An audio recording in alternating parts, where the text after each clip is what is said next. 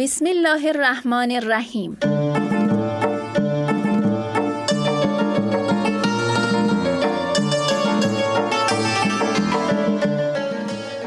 قصه ما مثل شد.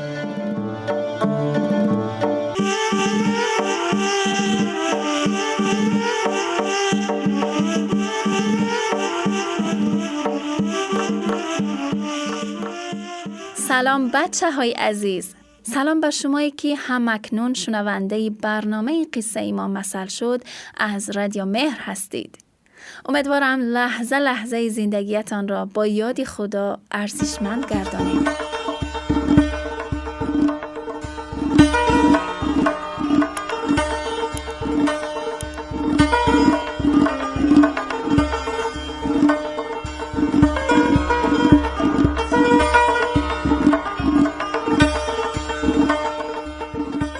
ما آدم ها دست به کارهای میزنیم که خواسته یا ناخواسته ضررش به خودمان میرسد. شاید این مثل را شنیده باشید که خود کرده را تدبیر نیست و ویلای پنهانی.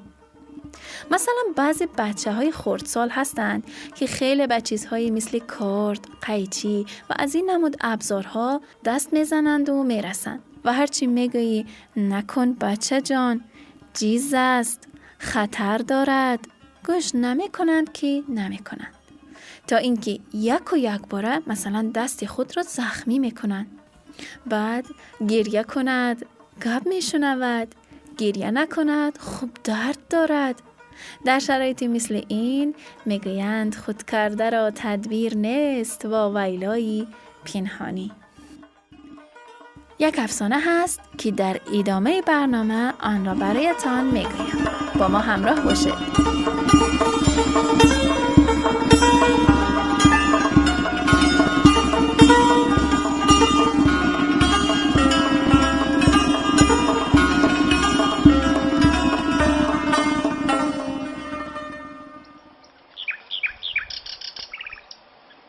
در یک سرزمین مرد زندگی میکرد و یک آسیاب کلان داشت و از راه آرد کردن گندم پول کار میکرد.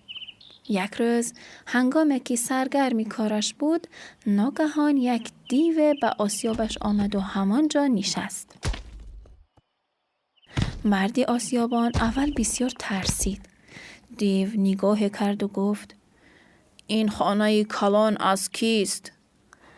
مرد با ترس و لرز پاسخ داد: خودم. دیو خیال کرد که نام مرد خودم است. پس با دست به خودش اشاره کرد و گفت: من خودم هستم و اینجا از خودم هست. دیو این را گفت و دیگر از جایش نجنبید. چند روز گذشت و مردی آسیابان فهمید که دیو همه کارهای او را تقلید میکند.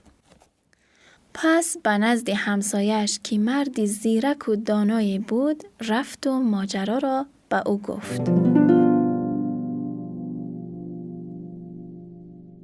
مردی دانا به او گفت: فردا که به آسیاب رفتی با خودت 2 تغاره ببر و در یک روغن و در دیگری آب بریز. تغاره روغن را نزد دیو بمان و تغاره آب را نزد خودت، همراه آن گوگیرد هم بر. بعد در میانه کارهایت، مثلا برای خنک کردن بدنت، به خودت آب بزن و وقتی که کاملا خیس آب شدی گوگیرد را درگیران و به لباست نزدیک کن. اگر چنین کنی از شر دیو خلاص می شوی.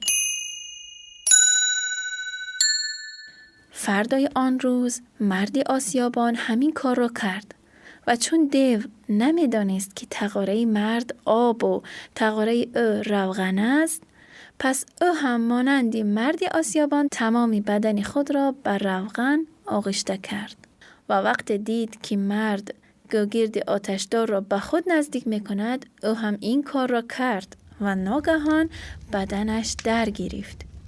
دیو با ناله و فریاد از آسیاب بیرون آمد. از صدای او دیگر دیوها به نزدش آمدند و گفتند: چی شده است؟ کی این بلا را به سرت آورده است؟ دیو با ناله می گفت: خودم این کار را با من کرد. دیوها سرشان را خاریدند و گفتند خودت این کار را کردی؟ پس چون خودت این بلا را به سرت آوردی، ما دیگر کار نمیتوانیم برایت انجام دهیم. دیو در بیابان میدوید و میسوخت تا اینکه خاکستر شد.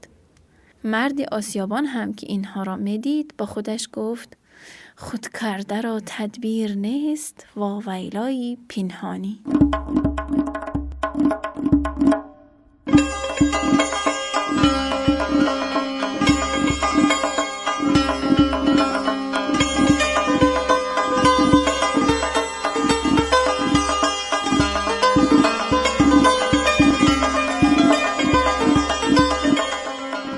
بله دوستان، وقتی کسی خودش را دچار مشکل کند و برای خودش دردسر بسازد، مردم به او میگویند خود کرده را تدبیر نیست، واویلای پنهانی.